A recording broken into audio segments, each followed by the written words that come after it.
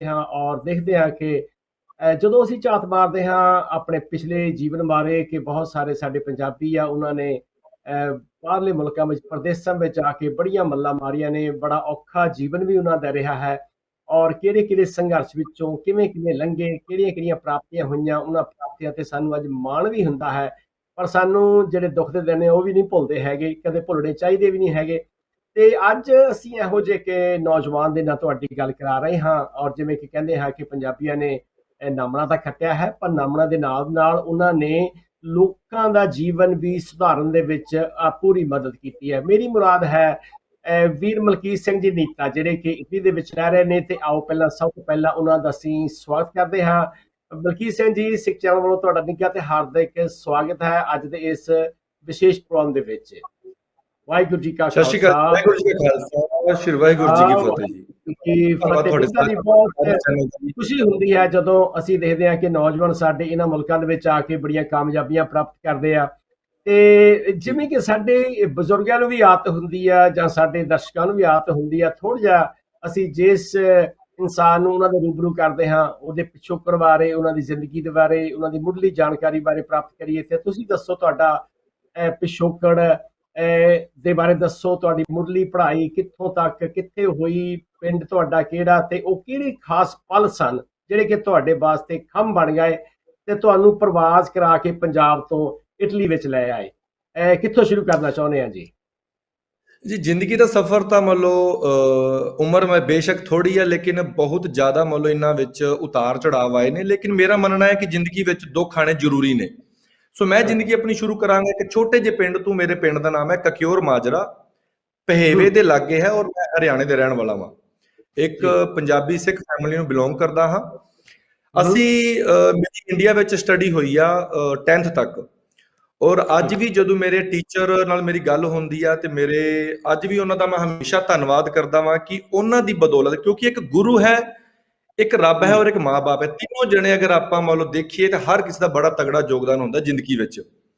ਬਿਨਾਂ ਟੀਚਰ ਤੋਂ ਤੁਸੀਂ ਤਰੱਕੀ ਨਹੀਂ ਕਰ ਸਕਦੇ। ਸੋ ਅਗਰ ਅੱਜ ਮੈਂ ਇਸ ਟਾਈ ਲਾਈ ਹੋਈ ਆ ਜਾਂ ਜਿਸ ਮੁਕਾਮ ਤੇ, ਇਹਦੇ ਪਿੱਛੇ ਮੇਰੇ ਮਾਂ-ਬਾਪ, ਉਸ ਵਾਹਿਗੁਰੂ ਅਤੇ ਸਾਰਿਆਂ ਨਾਲੋਂ ਵੱਧ ਯੋਗਦਾਨ ਹੈ ਮੇਰੇ ਟੀਚਰ ਦਾ, ਜਿਨ੍ਹਾਂ ਨੇ ਨੀਂਹ ਚੰਗੀ ਰੱਖੀ ਸੀਗੀ ਮੇਰੀ।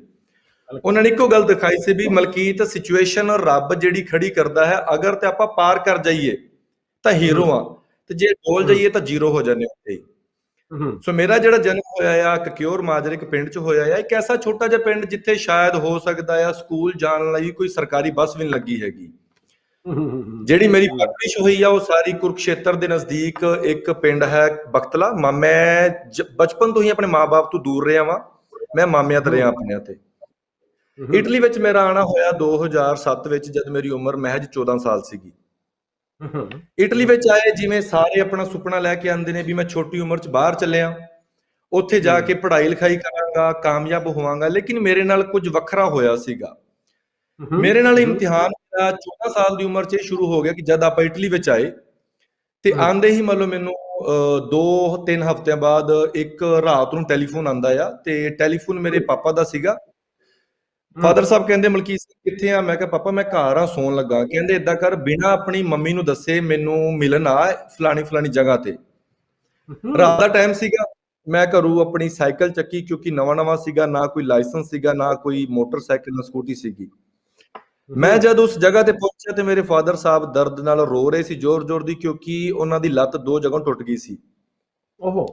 ਔਰ ਇੱਕ ਐਸਾ ਮਾਹੌਲ ਸੀਗਾ, ਰਾਤ ਦੇ 9-9:30 ਦਾ ਟਾਈਮ ਸੀਗਾ। ਉਹ ਸਾਡੇ ਲਈ ਸੌਦਾ ਲੈਣ ਗਏ ਸੀਗੇ, ਕੰਮ ਛੱਡ ਕੇ ਸਾਡੇ ਲਈ ਰਾਸ਼ਨ ਪਾਣੀ ਲੈਣ ਗਏ ਸੀਗੇ।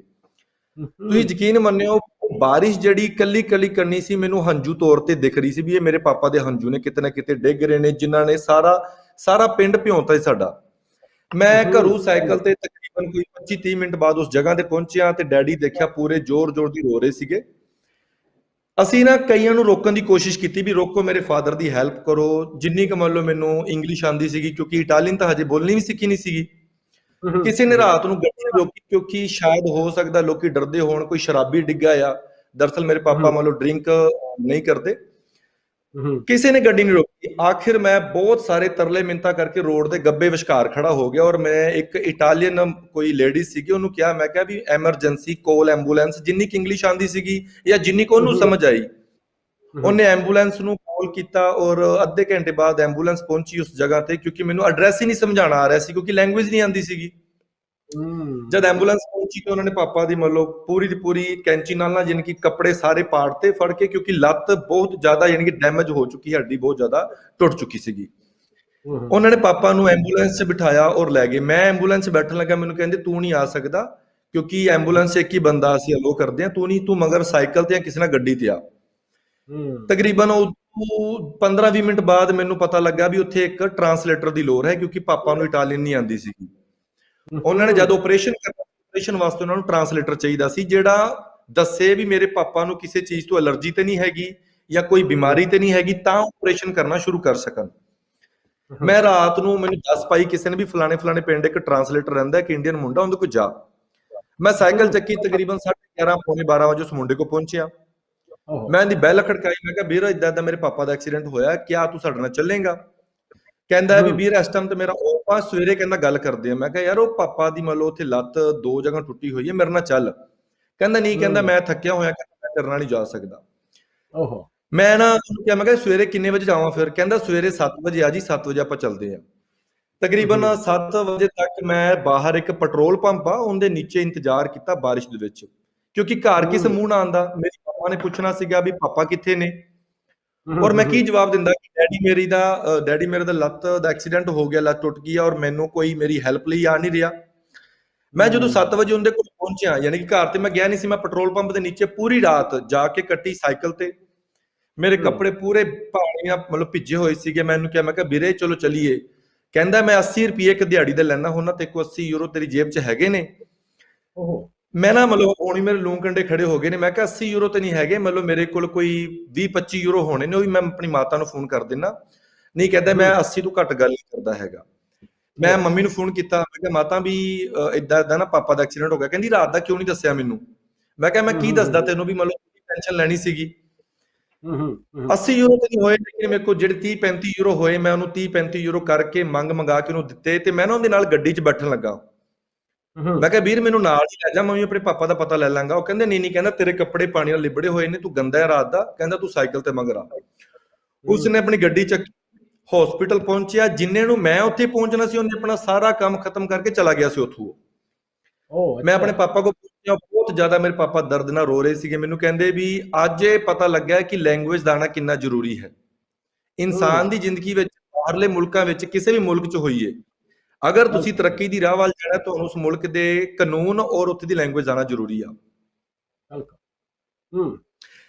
ਗੱਲ ਕੁਛ ਨਹੀਂ, ਪਾਪਾ ਉੱਥੇ ਹਜੇ ਵੀ ਰੋ ਰਹੇ ਸੀਗੇ, ਤੇ ਉਹਨਾਂ ਨੇ, ਡਾਕਟਰ ਨੇ ਉਹਨਾਂ ਦੀ ਮੰਨ ਲਓ ਲੱਤ ਵਿੱਚ 2 ਜਗ੍ਹਾ ਰਾੜ ਪਾਈ ਸੀਗੀ, ਪਲੇਟ ਪਾਈ ਉਹਦੀ ਲੱਤ 'ਚ। ਮੈਨੂੰ ਪਾਪਾ ਨੇ ਮੇਰਾ ਹੱਥ ਫੜ ਕੇ ਇੱਕੋ ਪ੍ਰੋਮਿਸ ਕਰਵਾਇਆ, ਕਹਿੰਦਾ ਵੀ ਮੈਨੂੰ ਵਾਅਦਾ ਕਰ ਵੀ ਜੋ ਮੈਂ ਅੱਜ ਰਾਤ ਮਹਿਸੂਸ ਕੀਤਾ ਆ, ਕਿਸੇ ਹੋਰ ਨਾ ਪਵੇ। ਤੂੰ ਮਾੜੀ ਮੋਟੀ ਜਿੰਨੀ ਵੀ ਜ਼ਿੰਦਗੀ 'ਚ ਤਰੱਕੀ ਕਰੇਗਾ, ਲੇਕਿਨ ਉਹਦਾ ਤਰੱਕੀ ਇਸ ਪਾਸੇ ਕਰੀ ਕਿ ਆਪਣੇ ਪੰਜਾਬੀ ਨੇ, ਜੋ ਆਪਣੇ ਦੇਸ਼ ਵਾਲੇ ਨੇ, ਆਪਣੇ ਇੰਡੀਅਨ ਨੇ, ਪਾਕਿਸਤਾਨੀ ਨੇ, ਉਹਨਾਂ ਦੀ ਵੀ ਮਾੜੀ ਮੋਟੀ ਮਦਦ ਕਰੇ।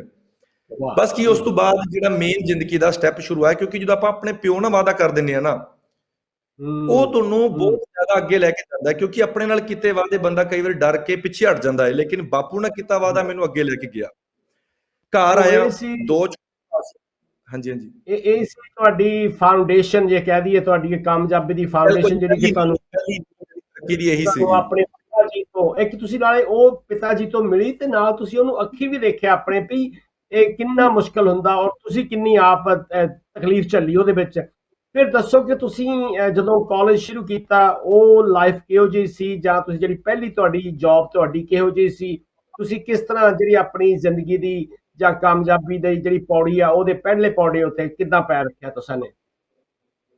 ਵੀਰ, ਜਦੋਂ ਮੈਂ ਆਪਣੇ ਪਾਪਾ ਨੂੰ ਹਸਪੀਟਲ ਮਿਲ ਕੇ ਘਰ ਆਇਆ, ਤੇ ਘਰ ਆਉਂਦੇ ਸਰ ਮੇਰੇ ਮੋਢੇ ਤੇ ਵੱਡਾ ਮੁੰਡਾ ਹੋਣ ਕਰਕੇ, ਵੱਡਾ ਪੁੱਤਰ ਹੋਣ ਕਰਕੇ ਜ਼ਿੰਮੇਵਾਰੀਆਂ ਦਾ ਪਹਾੜ ਪੈ ਗਿਆ ਸੀਗਾ। ਕਿਉਂਕਿ ਮੇਰੇ 2 ਛੋਟੇ ਭਰਾ ਸੀਗੇ, ਇੱਕ ਦੀ ਉਮਰ ਸੀਗੀ 12 ਸਾਲ, ਇੱਕ ਦੀ ਉਮਰ ਸੀਗੀ 11 ਸਾਲ। ਮਾਤਾ ਸੀਗੇ, ਸੋ ਮੈਨੂੰ ਪਾਪਾ ਦੀ ਜਗ੍ਹਾ ਮੰਨ ਲਓ ਕੰਮ ਕਰਨਾ ਪਿਆ, ਜਿੱਥੇ ਪਾਪਾ ਖੇਤੀਬਾੜੀ ਦਾ ਕੰਮ ਕਰਦੇ ਸੀਗੇ, ਜ਼ਿਮੀਂਦਾਰ ਦਾ ਕੰਮ ਕਰਦੇ ਸੀਗੇ। ਮੈਂ ਪਾਪਾ ਦੇ ਮਾਲਕ ਕੋ ਗਿਆ, ਮੈਂ ਕਿਹਾ ਵੀ ਪਾਪਾ ਦਾ ਐਕਸੀਡੈਂਟ ਹੋ ਗਿਆ ਹੈ, ਤੇ ਹੁਣ ਮੈਨੂੰ ਕੰਮ ਦਿਓ। ਕਹਿੰਦਾ ਤੇਰੀ ਉਮਰ ਅੰਡਰ ਏਜ ਆ, ਤੂੰ ਕੰਮ ਨਹੀਂ ਕਰ ਸਕਦਾ। ਮੈਂ ਕਿਹਾ ਤੈਨੂੰ ਪਤਾ ਆ ਜਾਂ ਮੈਨੂੰ ਪਤਾ ਮੈਂ ਅੰਡਰ ਏਜ ਆ? ਆਪਾਂ ਚੁੱਪ ਚਪੀਤੇ ਕੰਮ ਕਰੀ ਜਾਂਦੇ ਆ, ਕਿਸੇ ਨੂੰ ਨਾ ਤੂੰ ਦੱਸੀ ਨਾ ਮੈਂ ਦੱਸਦਾ ਵਾਂ। ਮੈਂ ਹੂੰ, 14.5 ਸਾਲ ਦੀ ਉਮਰ 'ਚ ਖੇਤੀਬਾੜੀ ਦਾ ਕੰਮ ਕਰਨਾ ਸ਼ੁਰੂ ਕਰਤਾ। 12 ਘੰਟੇ 12.5 ਘੰਟੇ ਟਮਾਟਰ ਤੋੜਨੇ, ਸਬਜ਼ੀਆਂ ਤੋੜਨੀਆਂ, ਜ਼ਕੀਨੀਆਂ ਤੋੜਨੀਆਂ। ਜਦੋਂ 1 ਹੂੰ, ਸਾਲ ਦੇ ਕੰਮ ਤੋਂ ਬਾਅਦ ਮੈਨੂੰ ਇਹ ਲੱਗਾ ਵੀ ਯਾਰ ਖੇਤੀਬਾੜੀ ਦੇ ਕੰਮ 'ਚ ਪਾਪਾ ਨੇ ਕੀਤਾ ਵਾਅਦਾ ਕਿੱਦਾਂ ਪੂਰਾ ਹੋਏਗਾ, ਤੇ ਮੈਂ ਭਾਲ ਕਰਨੀ ਸ਼ੁਰੂ ਕੀਤੀ ਇੱਕ ਸਕੂਲ ਦੀ ਜਿਹੜਾ ਸ਼ਾਮ ਨੂੰ ਬੋਲੀ ਸਿਖਾਉਂਦਾ ਸੀਗਾ। ਉੱਥੇ ਮੇਰਾ ਹੂੰ, ਐਡਮਿਸ਼ਨ ਹੋ ਗਿਆ। ਫਿਰ ਮੈਂ ਸਵੇਰ 1 ਘੰਟਾ ਬਾਕੀਆਂ ਨਾਲੋਂ ਪਹਿਲਾਂ ਕੰਮ ਤੇ ਲੱਗਦਾ ਸੀਗਾ, ਔਰ 1 ਘੰਟਾ ਬਾਕੀਆਂ ਨਾਲੋਂ ਪਹਿਲਾਂ ਕੰਮ ਛੱਡ ਦਿੰਦਾ ਸੀਗਾ। ਮੈਂ 12 ਹੂੰ, ਘੰਟੇ ਕੰਮ ਕਰਨ ਤੋਂ ਬਾਅਦ ਇੱਕ ਲੈਂਗੁਏਜ ਵਾਲਾ ਸਕੂਲ ਆ, ਉੱਥੇ ਜਾ ਕੇ ਬੋਲੀ ਸਿੱਖਣੀ ਸ਼ੁਰੂ ਕੀਤੀ। ਉਹਦੇ ਵਿੱਚ ਕੀ 2.5 ਤੋਂ 3 ਘੰਟੇ ਦਾ ਸਾਡਾ ਕੋਰਸ ਹੁੰਦਾ ਸੀ। ਸਾਨੂੰ ਹੋਮਵਰਕ ਦਿੱਤਾ ਜਾਂਦਾ ਸੀਗਾ। ਹੋਮਵਰਕ ਹੂੰ, ਕਿੱਥੋਂ ਕਰਨਾ ਹੈ, ਕਿਉਂਕਿ ਹੋਮ ਵੀ ਉਹੀ ਸੀਗਾ ਜਿੱਥੇ ਵਰਕ ਸੀਗਾ। ਸੋ ਮੈਂ ਜਾ ਕੇ ਬਿਲਕੁਲ। ਕੰਮ ਤੇ ਜਿੱਥੇ ਸਾਡਾ ਦੁਪਹਿਰ ਨੂੰ ਨਾ 1 ਘੰਟੇ ਦੀ ਛੁੱਟੀ ਹੁੰਦੀ ਸੀ ਲੰਚ ਕਰਨ ਵਾਸਤੇ, ਮੈਂ ਆਪਣੀਆਂ ਹੂੰ, ਕਾਪੀਆਂ ਪੈਨਸਲਾਂ ਚੱਕਣੀਆਂ, ਆਪਣਾ ਪੈਨ ਚੱਕਣਾ, ਤੇ ਨਾ ਆਪਣੇ ਉਹਨਾਂ ਦੇ ਵਿੱਚ ਹੀ ਜਿਹੜੀਆਂ ਆਪਣੀਆਂ ਪੰਜਾਬੀ 'ਚ ਕਹਿੰਦੇ ਵੱਟਾਂ ਬਣੀਆਂ ਹੁੰਦੀਆਂ ਨੇ ਨਾ, ਉਹਨਾਂ ਵਿੱਚ ਬੈਠ ਕੇ ਟਮਾਟਰਾਂ ਦੇ ਵਿੱਚ ਬੈਠ ਕੇ ਮੈਂ ਹੋਮਵਰਕ ਕਰਦਾ ਹੁੰਦਾ ਸੀਗਾ, ਔਰ ਸ਼ਾਮ ਨੂੰ ਜਾ ਕੇ ਹੂੰ, ਆਪਣੇ ਟੀਚਰਾਂ ਨੂੰ ਦਿਖਾਉਂਦਾ ਹੁੰਦਾ ਸੀਗਾ। ਔਰ ਉਸ ਗੁਰੂ ਮਹਾਰਾਜ ਹੂੰ, ਦੀ ਇੰਨੀ ਜ਼ਿਆਦਾ ਕਿਰਪਾ ਹੋਈ, ਮੇਰੇ ਮਾਂ-ਬਾਪ ਦਾ ਇੰਨਾ ਵੱਡਾ ਆਸ਼ੀਰਵਾਦ ਸੀਗਾ ਕਿ ਪਹਿਲੇ ਸਾਲ ਹੂੰ, ਜਿਹੜਾ ਲੈਂਗੁਏਜ ਦੇ ਕੋਰਸ ਦਾ ਜਦੋਂ ਰਿਜ਼ਲਟ ਆਇਆ, ਤੇ ਮੈਂ ਸਾਰਿਆਂ ਨਾਲੋਂ ਵੱਧ ਹੂੰ, ਉੱਥੇ ਨੰਬਰ ਪ੍ਰਾਪਤ ਕੀਤੇ ਸੀਗੇ। ਵਾਹ, ਉਸ ਤੋਂ ਵਾਹ, ਬਾਅਦ ਕੀ ਹੋਇਆ ਕਿ ਸਾਡੇ ਜਿਹੜੇ ਟੀਚਰ ਸੀਗੇ, ਮੇਰੇ ਜਿਹੜੇ ਮੰਨ ਲਓ ਇਟਾਲੀਅਨ ਟੀਚਰ ਸੀਗੇ, ਉਹਨਾਂ ਨੇ ਮੈਨੂੰ ਕਿਹਾ ਵੀ ਤੇਰੀ ਪੜ੍ਹਾਈ ਲਿਖਾਈ ਅੱਛੀ ਹੈ, ਤੂੰ ਕੰਮ ਛੱਡ, ਹੂੰ, ਪੜ੍ਹਾਈ ਵਾਲੇ ਪਾਸੇ ਆ ਜਾ। ਮੈਂ ਉਹਨਾਂ ਨੂੰ ਪੂਰੀ ਹੂੰ, ਮੁਸ਼ਕਿਲ ਸਮਝਾਈ। ਮੈਂ ਕਿਹਾ ਮੈਂ ਪੜ੍ਹਾਈ ਨਹੀਂ ਕਰ ਸਕਦਾ, ਕਿਉਂਕਿ ਮੇਰੇ ਮਾਂ-ਬਾਪ ਮੰਨ ਲਓ ਮੇਰੇ ਤੇ ਇੱਕ ਬੜੀ ਵੱਡੀ ਜ਼ਿੰਮੇਵਾਰੀ ਪਾਈ ਹੋਈ ਹੈ, ਔਰ ਮੈਂ ਉਸ ਜ਼ਿੰਮੇਵਾਰੀ ਤੋਂ ਭੱਜਣਾ ਨਹੀਂ ਚਾਹੁੰਦਾ ਹੈਗਾ। ਉਹਨਾਂ ਨੇ ਮੈਨੂੰ ਹੂੰ, ਗਾਰੰਟੀ ਦਿੱਤੀ ਕਿ ਮੈਨੂੰ ਕੰਮ ਵੀ ਲੱਭ ਕੇ ਦੇਣਗੇ, ਔਰ ਮੇਰੇ ਲਈ ਅੱਛਾ ਸਕੂਲ ਵੀ ਲੱਭਣਗੇ। ਉਹੀ ਗੱਲ ਵਾਹ, ਹੋਈ, ਉਹਨਾਂ ਨੇ ਮੈਨੂੰ ਇੱਕ ਬੜਾ ਅੱਛਾ ਸਕੂਲ, ਇੱਕ ਬੜਾ ਅੱਛਾ ਕਾਲਜ ਲੱਭ ਕੇ ਦਿੱਤਾ।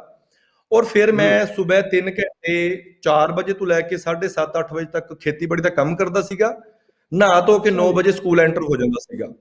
9 ਵਜੇ ਤੋਂ ਲੈ ਹੂੰ, ਕੇ 2 ਵਜੇ ਤੱਕ ਮੈਂ ਕਾਲਜ ਦੀ ਸਟੱਡੀ ਕਰਨੀ, ਜੋ ਵੀ ਉੱਥੇ ਸਬਜੈਕਟ ਸੀਗੇ ਸਾਰੇ ਕੰਪਲੀਟ ਕਰਨੇ, ਔਰ ਸ਼ਾਮ ਨੂੰ ਫਿਰ ਲੋਕਾਂ ਘਰ ਪਬਲਿਸਿਟੀ ਦੇ ਪੇਪਰ ਪਾਉਣ ਜਾਂਦਾ ਹੁੰਦਾ ਸੀਗਾ, ਜਿਹੜੇ ਆਪਾਂ ਕਹਿ ਦਈਏ ਅਖਬਾਰ ਲਗਾ ਲਓ, ਜਾਂ ਜਿਹੜੇ ਆਪਣੇ ਮਸ਼ਹੂਰੀ ਵਾਲੇ ਪੇਪਰ ਹੂੰ, ਹੁੰਦੇ ਨੇ।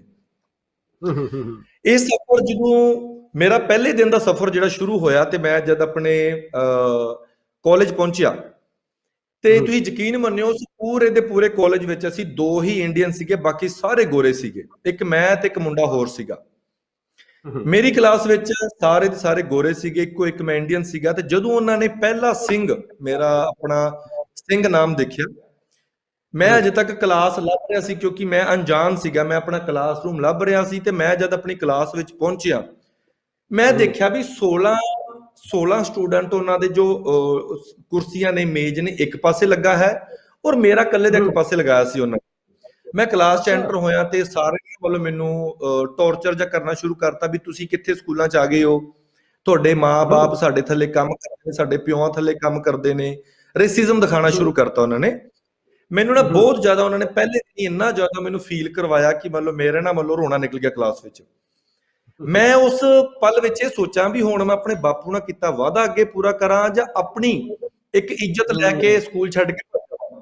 ਲੇਕਿਨ ਮੈਨੂੰ ਉਸ ਟਾਈਮ ਮੇਰੇ ਬਾਪੂ ਦਾ ਵਾਅਦਾ ਜ਼ਿਆਦਾ ਵੱਡਾ ਲੱਗਾ ਆਪਣੀ ਸੈਲਫ ਰਿਸਪੈਕਟ ਨਾਲੋਂ, ਕਿਉਂਕਿ ਮੇਰੀ ਕੋਈ ਚੱਕਰ ਨਹੀਂ, ਮੇਰਾ ਤਾਂ ਹੌਲੀ ਹੌਲੀ ਨਾਮ ਸ਼ਾਇਦ ਅੱਗੇ ਬਣ ਜਾਂਦਾ, ਤੇ ਜੋ ਮਹਾਰਾਜ ਨੇ ਅੱਜ ਬਣਾ ਦਿੱਤਾ ਆ। ਮੈਂ ਕਲਾਸ ਵਿੱਚ ਆਪਣੇ ਟੀਚਰ ਨੂੰ ਕਿਹਾ, ਮੈਂ ਕਿਹਾ ਵੀ ਮੈਨੂੰ ਨਾ ਕਲਾਸ ਵਿੱਚ ਇਦਾਂ ਦਾ ਟੌਰਚਰ ਕੀਤਾ ਜਾ ਰਿਹਾ ਵੀ ਤੁਸੀਂ, ਤੁਹਾਡਾ ਰੰਗ ਬਰਾਊਨ ਹੈ, ਤੁਸੀਂ ਕਿੱਥੋਂ ਇੱਕ ਐਸੇ ਮੁਲਕ ਤੋਂ ਆਏ ਹੋ ਜਿੱਥੇ ਗਰੀਬੀ ਪਈ ਹੋਈ ਆ, ਤੁਸੀਂ ਸਾਡੇ ਵਿੱਚ ਕਿੱਦਾਂ ਬੈਠ ਸਕਦੇ ਹੋ। ਕਿਉਂਕਿ ਉਹਨਾਂ ਲਈ ਇੱਕ ਨਵੀਂ ਚੀਜ਼ ਸੀ ਦੇਖਣੀ, ਕੋਈ ਇੰਡੀਅਨ ਜਿਹੜਾ ਸਾਡੇ ਸਕੂਲੇ ਆਇਆ ਸੀਗਾ। ਮੈਂ ਸ਼ਾਮ ਨੂੰ ਘਰ ਆਇਆ, ਮੇਰੇ ਫਾਦਰ ਸਾਹਿਬ ਹਜੇ ਤੱਕ ਵੀ ਮੰਜੇ ਤੇ ਲੰਮੇ ਪਏ ਹੋਏ ਸੀਗੇ, ਲੱਤ ਉਹਨਾਂ ਦੀ ਉੱਪਰ ਪਲਸਤਰ ਲੱਗਾ ਸੀਗਾ। ਤੇ ਮੈਂ ਡੈਡ ਨੂੰ ਕਿਹਾ, ਮੈਂ ਡੈਡ ਮੰਨ ਲਓ ਮੈਂ ਸਕੂਲ ਨਾ, ਮੈਨੂੰ ਇਦਾਂ ਉਹਨਾਂ ਨੇ ਨਾ ਟੌਰਚਰ ਕੀਤਾ ਆ, ਤੇ ਮੈਨੂੰ ਨਾ ਕਲਾਸ ਵਿੱਚ ਤੰਗ ਕਰਦੇ ਨੇ, ਮੈਨੂੰ ਇਕੱਲੇ ਨੂੰ ਬਿਠਾਤਾ ਆ। ਮੇਰੇ ਪਾਪਾ ਨੇ ਇੱਕ ਗੱਲ ਕੀ ਕਹਿੰਦਾ, ਜਦੋਂ ਤੈਨੂੰ ਇਕੱਲੇ ਨੂੰ ਬਿਠਾਤਾ ਹੈ, ਤੇ ਹੁਣ ਇਕੱਲਾ ਬਣ ਕੇ ਦਿਖਾ ਕਿ ਤੂੰ ਇਕੱਲਾ ਵੀ ਕੁਝ ਬਣ ਸਕਦਾ ਦੁਨੀਆ ਵਿੱਚ, ਇਟਲੀ ਵਿੱਚ ਇਕੱਲਾ ਵੀ ਨਾਮ ਕਮਾ ਸਕਦਾ ਆ। ਬਸ ਉਹ ਦਿਨ ਤੋਂ ਪਾਪਾ ਦੀ ਉਹ ਗੱਲ ਮੈਂ ਆਪਣੇ ਪੱਲੇ ਬੰਨ ਲਈ। ਮੈਂ ਅਗਲੇ ਦਿਨ ਫਿਰ ਸਕੂਲੇ ਗਿਆ, ਮੈਂ ਬਿਨਾਂ ਕਿਸੇ ਦੀ ਪਰਵਾਹ ਕੀਤੇ ਜੋ ਮੈਨੂੰ ਹੋਮਵਰਕ ਮਿਲਦਾ ਸੀਗਾ ਮੈਂ ਉਹ ਵੀ ਕਰਦਾ ਸੀਗਾ, ਜੋ ਮੈਨੂੰ ਕੰਮ ਮਿਲਦਾ ਸੀਗਾ ਉਹ ਵੀ ਕਰਦਾ ਸੀ, ਜੋ ਮੇਰੀ ਡਿਊਟੀ ਲੱਗੀ ਸੀ ਪਬਲਿਸਿਟੀ ਦੇ ਪੇਪਰ ਪਾਉਣ ਦੀ ਉਹ ਵੀ ਕਰਦਾ ਸੀਗਾ। 1 ਸਾਲ ਦਾ ਸਫ਼ਰ ਪੂਰਾ ਹੋਇਆ, ਤੇ ਸਾਲ ਦੇ ਲਾਸਟ ਵਿੱਚ ਮੈਨੂੰ ਮੇਰੀ ਪ੍ਰਿੰਸੀਪਲ ਨੇ ਕਾਲ ਕੀਤੀ। ਮੈਨੂੰ ਕਹਿੰਦੀ ਵੀ ਮਲਕੀਤ ਸਿੰਘ, ਸੋਮਵਾਰ ਤੇਰੇ ਮਮ ਡੈਡ ਕੀ ਕਰ ਰਹੇ ਨੇ, ਸਕੂਲ ਉਹਨਾਂ ਨੂੰ ਆਉਣਾ ਪੈਣਾ ਆ। ਮੈਂ ਡਰ ਗਿਆ। ਮੈਂ ਡਰ ਤਾਂ ਗਿਆ, ਮੈਂ ਕਿਹਾ ਸ਼ਾਇਦ ਨੰਬਰ ਘੱਟ ਆਏ ਨੇ, ਔਰ ਮੇਰੀ ਮਮ ਡੈਡ ਨੂੰ ਕਹਿਣਾ ਚਾਹੁੰਦੇ ਨੇ ਕਿ ਤੁਹਾਡੇ ਬੇਟੇ ਦੀ ਪੜ੍ਹਾਈ ਅੱਛੀ ਨਹੀਂ, ਕਿਉਂਕਿ ਇਹ ਕੰਮ ਵੀ ਕਰਦਾ ਹੈ ਔਰ ਇਹਦੀ ਪੜ੍ਹਾਈ ਅੱਛੀ ਨਹੀਂ ਹੈਗੀ। ਮੈਂ ਡਰਦੇ ਡਰਦੇ ਨੇ ਆਪਣੀ ਮੰਮੀ ਨੂੰ ਕਿਹਾ, ਮੈਂ ਕਿਹਾ ਮਾਤਾ ਜੀ ਅੱਜ ਤੁਹਾਨੂੰ ਨਾ ਸੋਮਵਾਰ ਮੇਰੇ ਨਾਲ ਕਾਲਜ ਚੱਲਣਾ ਪੈਣਾ ਹੈ, ਕਿਉਂਕਿ ਉਸ ਦਿਨ ਪ੍ਰਿੰਸੀਪਲ ਨੇ ਸੱਦਿਆ ਹੈ। ਅਸੀਂ ਹੂੰ ਮੰਮਾ ਮੇਰੇ ਸਕੂਲੇ ਗਏ ਤੇ ਮੇਰੇ ਫਾਦਰ ਸਾਹਿਬ ਨਹੀਂ ਜਾ ਪਾਏ ਕਿਉਂਕਿ ਉਹਨਾਂ ਦੀ ਮੰਨ ਲਓ ਤੁਰਨ ਦੀ ਸੱਟ ਕੰਡੀਸ਼ਨ ਲੱਗੀ ਨਹੀਂ ਸੀ। ਸੀਗੀ, ਸੱਟ ਹੂੰ ਲੱਗੀ ਹੋਈ ਸੀਗੀ। ਮਾਤਾ ਜੀ ਹੂੰ ਉੱਥੇ ਪਹੁੰਚੇ ਨੇ ਤੇ ਉੱਥੇ ਬਹੁਤ ਵੱਡਾ ਇਕੱਠ ਹੋਇਆ ਸੀਗਾ, ਬਹੁਤ ਵੱਡਾ ਇੱਕ ਮੰਚ ਤਿਆਰ ਕੀਤਾ ਗਿਆ ਸੀਗਾ। ਅਸੀਂ ਸਾਰੇ ਹੂੰ ਜਣੇ ਸਾਹਮਣੇ ਬਹਿ ਗਏ। ਉਹਨਾਂ ਨੇ ਨਾ ਮੰਨ ਲਓ ਅਨਾਉਂਸ ਕੀਤਾ, ਆਵਾਜ਼ ਲਗਾਈ ਵੀ ਇਸ ਸਾਲ ਦਾ ਕਾਲਜ ਦਾ ਟੋਪਰ ਅੱਜ ਤੱਕ ਕਹਿੰਦੇ ਹਿਸਟਰੀ 'ਚ ਨਹੀਂ ਹੋਇਆ ਕਿ ਪਹਿਲਾ ਇੰਡੀਅਨ ਪੰਜਾਬੀ ਜਿਨੇ ਸਾਰਿਆਂ ਨਾਲੋਂ ਵੱਧ ਅੰਕ ਪ੍ਰਾਪਤ ਕੀਤੇ ਨੇ ਸਟੱਡੀ ਵੈਰੀ ਵਿੱਚ ਗੁੱਡ। ਵੀ ਔਰ ਕਲਾਸ ਵਿੱਚ, ਅੱਛੇ ਤਰ੍ਹਾਂ ਜਿੱਦਾਂ ਇੱਕ ਬੱਚੇ ਦਾ ਬਿਹੇਵੀਅਰ ਹੋਣਾ ਚਾਹੀਦਾ ਉਹਦੇ ਵਿੱਚ। ਮੈਂ ਉਸ ਸਾਲ 98% ਨੰਬਰ ਲੈ ਕੇ ਆਪਣੇ ਪੂਰੇ ਕਾਲਜ 'ਚ ਟੌਪ ਕੀਤੀ ਸੀਗੀ। Very good. ਮੇਰੀ ਮਾਤਾ ਨੂੰ ਨਾ ਸਮਝ ਨਹੀਂ ਆਈ ਵੀ ਉਹਨੇ ਕੀ ਕਿਹਾ। ਮੈਂ ਮਾਤਾ ਦੇ ਕੰਨ 'ਚ ਹੌਲੀ ਜਿਹੀ ਟਰਾਂਸਲੇਟ ਕੀਤਾ। ਮੈਂ ਕਿਹਾ ਮਾਤਾ ਤੇਰੇ ਮੁੰਡੇ ਨੇ ਜਿਹੜਾ ਤੁਹਾਡੇ ਨਾਲ ਵਾਅਦਾ ਕੀਤਾ ਸੀ ਉਹਦੀ ਪਹਿਲੀ ਪੌੜੀ ਚੜ ਗਿਆ ਵਾ। ਮਾਤਾ ਮਲਕੀਤ ਸਿੰਘ ਜ਼ੋਰ ਜੀ, ਜ਼ੋਰ ਦੀ ਉੱਥੇ ਹਾਂ ਮਲਕੀਤ ਸਿੰਘ ਜੀ, ਉਹ ਸਬਜੈਕਟ ਤੁਹਾਨੂੰ ਕਿਹੜੇ ਪੜਾਉਂਦੇ ਸੀ ਕਾਲਜ ਦੇ ਵਿੱਚ? ਤੁਸੀਂ ਕਿਹੜੇ ਸਬਜੈਕਟ ਲਏ ਸੀ ਕਾਲਜ ਦੇ ਵਿੱਚ? ਜਿਹੜੇ ਸਾਰੇ ਦੇ ਸਾਰੇ ਸਬਜੈਕਟ ਹੁੰਦੇ ਨੇ, ਜਿੱਦਾਂ ਇਟਾਲੀਅਨ ਵਿੱਚ, ਜਿੱਦਾਂ ਆਪਣੇ ਅਗਰ ਆਪਾਂ 8ਵੀਂ 10ਵੀਂ ਦੀ ਆਪਣੇ ਕਾਲਜ ਦੀ ਗੱਲ ਕਰੀਏ, ਜਿੱਦਾਂ ਸਾਇੰਸ ਹੋ ਗਈ, ਸੋਸ਼ਲ ਸਾਇੰਸ ਹੋ ਗਈ, ਜਾਂ ਮੰਨ ਲਓ ਇਟਾਲੀਅਨ ਹੋ ਗਈ, ਜਿਹੜੇ ਇੱਕ ਆਮ ਸਬਜੈਕਟ ਹੁੰਦੇ ਨੇ ਉਹ 8 ਦੇ 8 ਸਬਜੈਕਟ ਸਾਡੇ ਸੀਗੇ। ਅੱਛਾ, ਇਹ ਜਿਹੜੀ ਸਾਰੀ ਸਟੱਡੀ ਸੀ ਸਾਰੀ ਇਟਾਲੀਅਨ ਵਿੱਚ ਸੀ ਕਿ ਇੰਗਲਿਸ਼ ਵੀ ਸੀ ਉੱਥੇ? ਸਾਰੀ ਬਿਲਕੁਲ ਸਿਰਫ ਇੰਗਲਿਸ਼ ਨੂੰ ਛੱਡ ਕੇ ਬਾਕੀ ਸਾਰੀ ਇਹ ਜਿਹੜੀ ਸਟੱਡੀ ਸੀ ਉਹ ਇਟਾਲੀਅਨ ਵਿੱਚ ਸੀਗੀ। ਸੋ ਉਸ ਤੋਂ ਸੋ ਬਾਅਦ ਮੈਨੂੰ ਤੁਸੀਂ ਜਿਹੜੀ 98, ਹਾਂ ਤੁਹਾਡੇ ਹਾਂਜੀ ਹਾਂਜੀ 98% ਮਾਰਕਸ ਆ ਗਏ, ਤੁਹਾਡਾ ਫਿਰ ਕਾਲਜ ਦਾ ਵੀ ਰਾਹ ਖੁੱਲ ਗਿਆ। ਅੱਗੇ ਤੁਸੀਂ ਫਿਰ ਕਿਹੜੀ ਸਟੱਡੀ ਕੀਤੀ ਜਿਸ ਨੇ ਤੁਹਾਡਾ ਫਿਰ ਬਿਜ਼ਨਸ ਦਾ ਰਾਹ ਖੋਲਿਆ ਤੁਹਾਡਾ? ਨੈਕਸਟ ਉਸ ਤੋਂ ਬਾਅਦ ਸਿਰਫ ਫਸਟ ਈਅਰ ਨਹੀਂ, ਮੈਂ ਲਗਾਤਾਰ ਫਿਰ 2 ਸਾਲ ਹੋਰ ਟੌਪ ਕਰਨ ਤੋਂ ਬਾਅਦ ਮੈਨੂੰ ਕਾਲਜ ਦਾ ਪ੍ਰੈਜ਼ੀਡੈਂਟ ਚੁਣ ਲਿਆ। ਜਿਸ ਕਾਲਜ ਵਿੱਚ ਮੰਨ ਲਓ ਮੈਨੂੰ ਉਹ ਆਪਣੇ ਲਾਗੇ ਬਿਠਾਣਾ ਪਸੰਦ ਨਹੀਂ ਕਰਦੇ ਸੀ, ਉਸੇ ਹੀ ਕਾਲਜ ਦਾ ਮੈਨੂੰ ਉਹਨਾਂ ਨੇ 3 ਸਾਲ ਪ੍ਰੈਜ਼ੀਡੈਂਟ ਬਣਾ ਕੇ ਰੱਖਿਆ ਔਰ ਮੈਂ ਪਹਿਲਾ ਇੰਡੀਅਨ ਸੀਗਾ ਜਿਹਨੂੰ ਕਾਲਜ ਦਾ ਪ੍ਰੈਜ਼ੀਡੈਂਟ ਬਣਾਇਆ ਗਿਆ ਇੱਥੇ। ਮੇਰੀ ਕਾਲਜ ਦੀ ਪੜ੍ਹਾਈ ਖਤਮ ਹੋਈ 2015 ਦੇ ਵਿੱਚ। 2015 ਦੀ ਕਾਲਜ ਦੀ ਪੜ੍ਹਾਈ ਖਤਮ ਹੋਣ ਤੋਂ ਬਾਅਦ ਮੈਨੂੰ ਉਦੋਂ ਹੀ ਸਾਡੇ ਨਾਲ ਕਾਲਜ ਦੇ ਇੱਕ ਬੈਂਕ ਸੀਗਾ, ਉਹਨਾਂ ਨੂੰ ਮੇਰੀ ਪੜ੍ਹਾਈ ਅੱਛੀ ਲੱਗੀ, ਉਹਨਾਂ ਨੇ ਮੈਨੂੰ ਇੱਕਦਮ ਬੈਂਕ 'ਚ ਨੌਕਰੀ ਦੇ ਦਿੱਤੀ, ਉਹਨਾਂ ਦੇ ਹੀ ਬੈਂਕ ਵਿੱਚ। ਵਾਹ। ਬੈਂਕ 'ਚ ਨੌਕਰੀ ਮਿਲ ਗਈ ਕਿਉਂਕਿ ਉਹਨੂੰ ਲੱਗਦਾ ਸੀ ਮੁੰਡਾ ਮਿਹਨਤੀ ਆ, ਇਹ ਹਾਰਡ ਵਰਕ ਕਰਨ ਵਾਲਾ, ਇਹ ਸਾਡੇ ਲਈ ਮਤਲਬ ਯੂਜ਼ਫੁਲ ਹੋ ਸਕਦਾ, ਸਾਡੇ ਕੰਮ ਦਾ ਬੰਦਾ ਹੈਗਾ ਆ।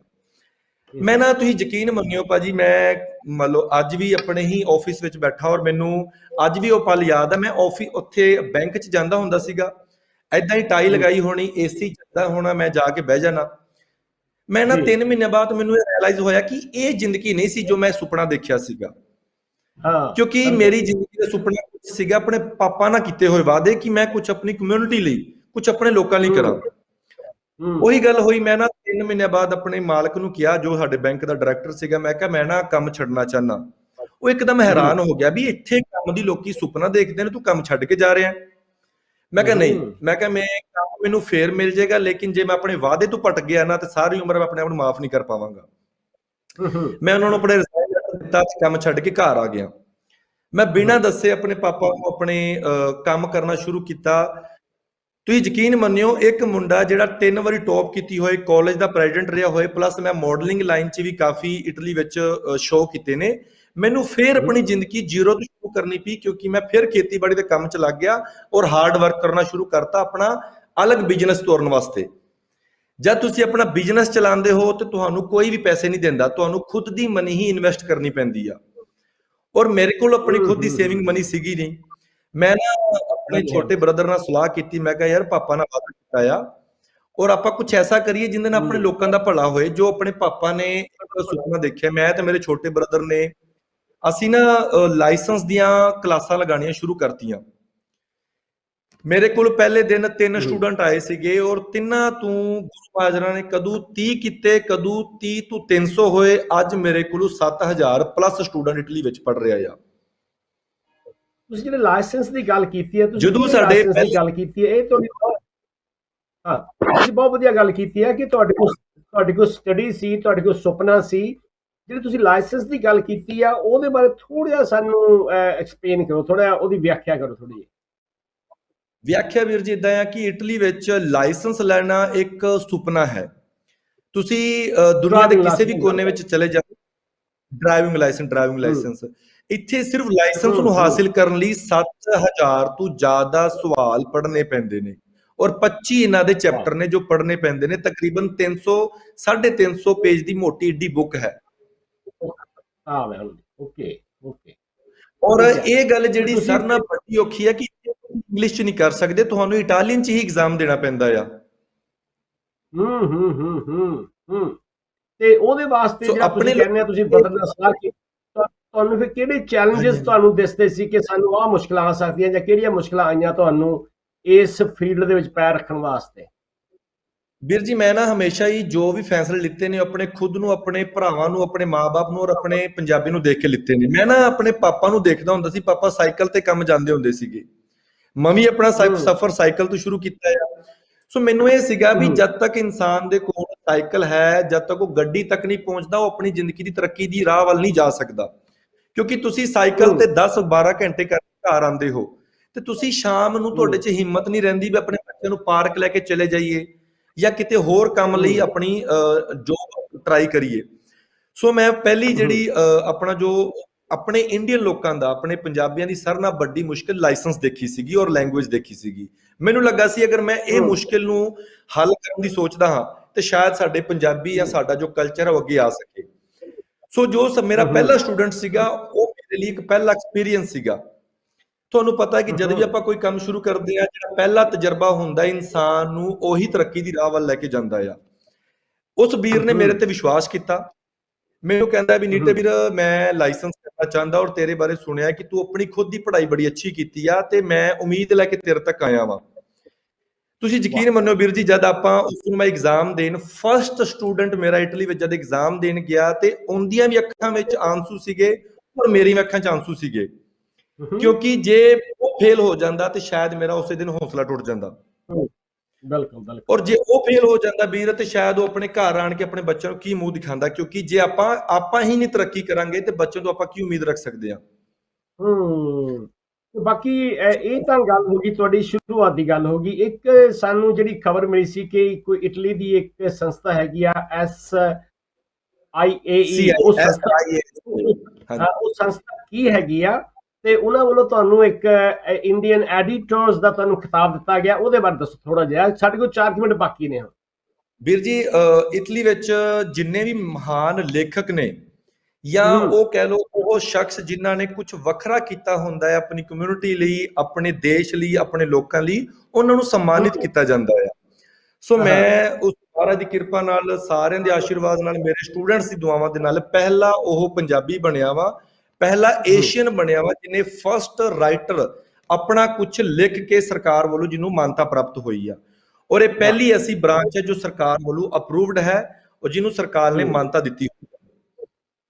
ਹੂੰ ਤੇ ਅੱਛਾ, ਹੁਣ ਜਦੋਂ ਤੁਹਾਡਾ ਪ੍ਰੋਗਰਾਮ ਸਾਰੇ ਯੂਰਪ ਦੇ ਵਿੱਚ, ਇਟਲੀ ਦੇ ਵਿੱਚ, ਹੋਰ ਮੁਲਕਾਂ ਵਿੱਚ ਵੀ ਦੇਖਿਆ ਜਾ ਰਿਹਾ ਹੈ, ਖਾਸ ਤੌਰ ਤੇ ਇਟਲੀ ਦੇ ਲੋਕਾਂ ਵਾਸਤੇ, ਉਹਨਾਂ ਦੇ ਵਾਸਤੇ ਤੁਹਾਡੇ ਨਾਲ ਸੰਪਰਕ ਕਰਨ ਵਾਸਤੇ ਨੰਬਰ ਵੀ ਸਕਰੀਨ ਦੇ ਉੱਤੇ ਆ ਰਿਹਾ ਹੈ, ਤੁਹਾਨੂੰ ਸੰਪਰਕ ਕਰਨਾ ਚਾਹੁੰਦੇ ਆ ਤੇ ਤੁਸੀਂ ਹੋਰ ਆਪਣੇ ਵੱਲੋਂ ਆਪਣੇ ਪੰਜਾਬੀ ਭੈਣਾਂ ਭਰਾਵਾਂ ਨੂੰ ਜਿਹੜੇ ਕਿ ਸਿੱਖਣਾ ਚਾਹੁੰਦੇ ਆ, ਉਹਨਾਂ ਨੂੰ ਕੀ ਸਲਾਹ ਦੇਣੀ ਚਾਹੁੰਦੇ ਆ, ਕੀ ਉਹਨਾਂ ਨੂੰ ਤੁਸੀਂ ਆਈਡੀਆ ਦੇਣਾ ਚਾਹੁੰਦੇ ਆ ਜਿਹਦੇ ਨਾਲ ਕਿ ਉਹ ਜਲਦੀ ਕਾਮਯਾਬੀ ਦੇ ਰਾਹ ਦੇ ਵੱਲ ਕਦਮ ਪੁੱਟ ਸਕਣ? ਵੀਰ ਜੀ, ਮੈਂ ਆਪਣੀ ਇਹ 20 ਮਿੰਟਾਂ 'ਚ ਜਿੰਨੀ ਕਿ ਆਪਣੀ ਲਾਈਫ ਦੀ ਕਹਾਣੀ ਸੁਣਾਈ ਹੈ, ਮੈਨੂੰ ਲੱਗਦਾ ਹੈ ਇੱਕ ਜੋ ਹੌਸਲਾ ਹਾਰ ਕੇ ਬੈਠੇ ਨੇ, ਸ਼ਾਇਦ ਉਹਨਾਂ ਨੂੰ ਮੇਰੇ ਵੱਲ ਹੂੰ ਵੇਖ ਕੇ ਹੌਸਲਾ ਹੋ ਜਾਏਗਾ ਕਿ ਜਿਹੜਾ ਅੱਜ ਤੋਂ 10 ਸਾਲ ਪਹਿਲੇ 10 ਰੁਪਏ ਹੂੰ ਦਿਹਾੜੀ ਤੇ ਕੰਮ ਕਰਦਾ ਸੀ, ਯਕੀਨੀਆ ਟਮਾਟਰ ਤੋੜਦਾ ਸੀ, ਅੱਜ 2020 ਦੇ ਵਿੱਚ ਸਾਰਿਆਂ ਨਾਲੋਂ ਘੱਟ ਉਮਰ 'ਚ ਸਾਰਿਆਂ ਨਾਲੋਂ ਕਾਮਯਾਬ ਲੋਕਾਂ ਦੇ ਵਿੱਚ ਮਤਲਬ ਮੇਰਾ ਨਾਮ ਸ਼ਾਮਿਲ ਹੋਇਆ ਏ। ਔਰ ਇਸ ਤੋਂ ਬਾਅਦ ਹੂੰ ਮਤਲਬ ਮੈਂ ਫੈਸਲਾ ਲਿੱਤਾ ਹੈ ਇਸ ਸਾਲ ਕਿ ਜਿੰਨੇ ਵੀ ਮੇਰੀਆਂ ਮਤਲਬ ਭੈਣਾਂ ਨੇ, ਹਾਊਸ ਵਾਈਫ ਨੇ, ਜਾਂ ਜਿਹੜੇ ਮੇਰੇ ਹੂੰ ਵੀਰ ਬੇਰੋਜ਼ਗਾਰ ਨੇ, ਅਗਰ ਤੁਸੀਂ ਹੂੰ ਵਾਕਈ ਹੀ ਲਾਇਸੈਂਸ ਕਰਨਾ ਚਾਹੁੰਦੇ ਹੋ, ਤੁਹਾਡੇ ਕੋਲ ਪੈਸੇ ਦੀ ਕਮੀ ਹੈ ਜਾਂ ਕਹਿ ਲਓ ਪੈਸੇ ਇਕੱਠੇ ਕਰਨੇ ਔਖੇ ਨੇ, ਤੁਹਾਡੇ ਲਈ ਅੱਧੀ ਫੀਸ ਕੀਤੀ ਹੋਈ ਆ, ਜੋ ਮੇਰੇ ਭਰਾ ਜਾਂ ਜਿਹੜੀਆਂ ਮੇਰੀਆਂ ਭੈਣਾਂ ਅੱਜ ਵਾਹ ਵਾਕਈ ਇਹ ਸੁਪਨਾ ਪੂਰਾ ਕਰਨਾ ਚਾਹੁੰਦੇ ਨੇ। ਸੋ ਗੁਰੂ ਮਹਾਰਾਜ ਦੀ ਹੂੰ ਕਿਰਪਾ ਨਾਲ ਸਾਡੇ ਕੋਲ ਇੱਕ ਦਿਨ ਦੇ ਵਿੱਚ 20 ਤੋਂ 25 ਐਡਮਿਸ਼ਨਾਂ ਹੋ ਰਹੀਆਂ ਨੇ। ਅਗਰ ਉਸ ਮਹਾਰਾਜ ਹੂੰ ਨੇ ਇੰਨੀ ਔਕਾਤ ਬਖਸ਼ੀ ਹੈ ਕਿ ਘੰਟੇ ਘੰਟੇ ਦੇ ਸਾਨੂੰ ਬਾਅਦ ਇੱਕ ਐਡਮਿਸ਼ਨ ਹੋਵੇ ਤੇ ਕੁਝ ਅਗਰ ਮੈਂ ਆਪਣੇ ਵੱਲੋਂ ਸੇਵਾ ਕਰ ਸਕਾਂ ਤੇ ਮੈਂ ਜ਼ਰੂਰ ਕਰਾਂਗਾ। ਸੋ ਜਿੰਨੇ ਵੀ ਹੂੰ ਭਰਾ ਮੇਰੀਆਂ ਭੈਣਾਂ ਮੈਨੂੰ ਸੁਣ ਰਹੇ ਨੇ, ਜ਼ਿੰਦਗੀ ਵਿੱਚ ਜਿੰਨੇ ਤੁਹਾਨੂੰ ਕਸ਼ਟ ਆਣਗੇ ਉਹਨਾਂ ਦਾ ਧੰਨਵਾਦ ਕਰੋ, ਉਹਨਾਂ ਲੋਕਾਂ ਦਾ, ਉਹਨਾਂ ਮੁਸ਼ਕਲਾਂ ਦਾ, ਕਿਉਂਕਿ ਉਹੀ ਇੱਕ ਨੇ ਜੋ ਤੁਹਾਨੂੰ ਤੁਹਾਡੀ ਤਰੱਕੀ ਦੀ ਰਾਹ ਵੱਲ ਲੈ ਕੇ ਜਾ ਸਕਦੇ ਨੇ। ਸੁੱਖ ਨਹੀਂ ਲੈ ਕੇ ਹੂੰ ਜਾਂਦਾ, ਦੁੱਖ ਤੁਹਾਨੂੰ ਤਰੱਕੀ ਦੀ ਰਾਹ ਵੱਲ ਲੈ ਕੇ ਜਾਂਦਾ ਆ। ਬਹੁਤ ਬਹੁਤ ਮਿਹਰਬਾਨੀ, ਕਿਉਂਕਿ ਤੁਹਾਨੂੰ ਇੱਕ ਮੈਂ ਨਾਲ ਦੀ ਨਾਲ ਆਪਣੇ ਦਰਸ਼ਕਾਂ ਦੇ ਵੱਲੋਂ ਵੀ ਤੁਹਾਨੂੰ ਵਧਾਈ ਦਿੰਦੇ ਆ ਕਿ 2020 ਦਾ ਤੁਹਾਨੂੰ ਛੋਟੀ ਉਮਰ ਦਾ ਕਾਮਯਾਬੀ ਦਾ ਜੋ ਤੁਹਾਡਾ ਨਾਮ ਦਰਜ ਕੀਤਾ ਗਿਆ ਹੈ ਇਟਲੀ ਸਰਕਾਰ ਦੇ ਵੱਲੋਂ, ਉਹਦੀ ਵਧਾਈ ਪੇਸ਼ ਕਰਦੇ ਆ। ਸਮਾਂ ਇੰਨਾ ਹੀ ਸੀ। ਅਖੀਰ ਦੇ ਵਿੱਚ ਅੱਧੇ ਕੁ ਮਿੰਟ ਵਾਸਤੇ ਤੁਸੀਂ ਸਿੱਖ ਚੈਨਲ ਦੇ ਬਾਰੇ ਕੀ ਕਹਿਣਾ ਚਾਹੁੰਦੇ ਆ ਤੇ ਆਪਣੇ ਸਾਡੇ ਦਰਸ਼ਕਾਂ ਨੂੰ ਹੋਰ ਕੀ ਕਹਿਣਾ ਚਾਹੁੰਦੇ ਆ? ਸਿੱਖ ਚੈਨਲ ਬਾਰੇ ਮੈਂ ਇਹੀ ਕਹਿਣਾ ਚਾਹੁੰਦਾ ਕਿ ਆਪਾਂ ਅੱਜ ਵੀ ਜਦੋਂ ਆਪਾਂ ਕਿਸੇ ਧਰਮ ਦੀ ਗੱਲ ਕਰੀਏ ਜਾਂ ਕਿਸੇ ਵੀ ਮਜ਼ਹਬ ਦੀ ਗੱਲ ਕਰੀਏ ਤੇ ਮੈਨੂੰ ਸਾਰਿਆਂ ਨਾਲ ਪਹਿਲਾਂ ਹਰ ਕੋਈ ਬੰਦਾ ਆਪਣੇ ਧਰਮ ਨੂੰ ਮੇਨ ਰੱਖਦਾ ਹੈ ਔਰ ਨਾਲ ਬਾਕੀ ਧਰਮਾਂ ਨੂੰ ਲੈ ਕੇ ਚੱਲਦਾ ਹੈ। ਸਿੱਖ ਚੈਨਲ ਇੱਕ ਬਹੁਤ ਹੀ ਅੱਛਾ ਪਲੇਟਫਾਰਮ ਹੈ ਜੋ ਸਾਡੇ ਆਉਣ ਵਾਲੀ ਪੀੜ੍ਹੀ ਨੂੰ ਜਾਂ ਜੋ ਸਾਡੇ ਪਰਿਵਾਰ ਸਾਡੇ ਸਿੱਖ ਚੈਨਲ ਨੂੰ ਦੇਖਦੇ ਨੇ ਉਹਨਾਂ ਨੂੰ ਬਹੁਤ ਅੱਛੀ ਜਾਣਕਾਰੀ ਪਾਠ, ਕਿਉਂਕਿ ਅੱਜ ਕੱਲ ਕਿਸੇ ਕੋਈ ਇੰਨਾ ਟਾਈਮ ਨਹੀਂ ਹੈਗਾ ਕਿ ਸਪੈਸ਼ਲ ਜਾ ਕੇ ਕੁਝ ਦੇਖੇ, ਲੇਕਿਨ ਸਿੱਖ ਚੈਨਲ ਬਹੁਤ ਅੱਛੀ ਡਿਊਟੀ ਨਿਭਾ ਰਿਹਾ ਹੈ, ਅੱਛਾ ਕੰਮ ਕਰ ਰਿਹਾ ਹੈ, ਕਿਉਂਕਿ ਲੋਕਾਂ ਤੱਕ ਹਰ ਰੋਜ਼ ਗੁਰਬਾਣੀ ਜਾਂ ਗੁਰੂ ਨਾਲ ਜੋੜੀ ਜੋ ਗੱਲਾਂ ਨੇ ਪਹੁੰਚਾਣੀਆਂ ਬੜਾ ਔਖਾ ਕੰਮ ਹੈ ਔਰ ਤੁਸੀਂ ਬਹੁਤ ਅੱਛਾ ਨਿਭਾ ਰਹੇ ਹੋ। ਬਹੁਤ ਬਹੁਤ ਤੁਹਾਨੂੰ ਰੱਬ ਹੋਰ ਤਰੱਕੀਆਂ ਦੇਵੇ। ਅੱਛਾ, ਅਖੀਰ ਦੇ ਵਿੱਚ ਹੁਣ ਤੁਹਾਡੇ ਪਿਤਾ ਜੀ ਦੀ ਸਿਹਤ ਕਿਸ ਤਰ੍ਹਾਂ ਹੈ? ਪਿਤਾ ਜੀ ਬਹੁਤ ਬਹੁਤ ਜ਼ਿਆਦਾ ਖੁਸ਼ ਨੇ ਤੇ ਬਹੁਤ ਜ਼ਿਆਦਾ ਤੰਦਰੁਸਤ ਨੇ, ਕਿਉਂਕਿ ਜਦੋਂ ਪੁੱਤ ਕਿਸੇ ਮੁਕਾਮ ਤੇ ਹੋਵੇ ਤਾਂ ਮਾਂ-ਬਾਪ ਨੂੰ ਸਾਰੇ ਦੁੱਖ ਭੁੱਲ ਜਾਂਦੇ ਨੇ। ਬਹੁਤ ਬਹੁਤ ਖੁਸ਼ੀਆਂ, ਬਹੁਤ ਬਹੁਤ ਧੰਨਵਾਦ। ਖਾਸ ਤੌਰ ਤੇ ਵਧਾਈ ਤੁਹਾਡੇ ਪਿਤਾ ਜੀ ਨੂੰ ਵੀ, ਤੁਹਾਡੇ ਸਾਰੇ ਪਰਿਵਾਰ ਨੂੰ। ਇਹ ਸੀ ਅੱਜ ਦੀ ਖਾਸ ਮੁਲਾਕਾਤ ਸਾਡੇ ਵੀਰ ਮਲਕੀਤ ਸਿੰਘ ਨੀਤਾ, ਜਿਨ੍ਹਾਂ ਨੇ ਛੋਟੀ ਉਮਰ ਦੇ ਵਿੱਚ ਬੜੀਆਂ ਵੱਡੀਆਂ ਪਲੰਘਾਂ ਪੱਟੀਆਂ ਨੇ, ਕਾਮਯਾਬੀਆਂ ਲਈਆਂ ਨੇ। ਔਰ ਸਿੱਖ ਚੈਨਲ ਦਾ ਪ੍ਰੋਗਰਾਮ ਤੁਹਾਨੂੰ ਕਿਹੋ ਜਿਹਾ ਲੱਗਿਆ ਤੇ ਆਪਣੇ ਆਪਣੇ ਵਿਚਾਰ ਸਾਨੂੰ ਜ਼ਰੂਰ ਦੇਣੇ। ਇਹਨਾਂ ਸ਼ਬਦਾਂ ਦੇ ਨਾਲ ਹੀ ਅੱਜ ਦੇ ਪ੍ਰੋਗਰਾਮ ਦੀ ਸਮਾਪਤੀ ਕਰਦੇ ਹਾਂ। ਸ਼ਿੰਦਰਪਾਲ ਸਿੰਘ ਨੂੰ ਦਿਓ ਆਗਿਆ ਤੇ ਮਲਕੀਤ ਸਿੰਘ ਜੀ ਤੁਹਾਡਾ ਬਹੁਤ ਬਹੁਤ ਧੰਨਵਾਦ। ਵਾਹਿਗੁਰੂ ਜੀ ਕਾ ਖਾਲਸਾ, ਵਾਹਿਗੁਰੂ ਜੀ।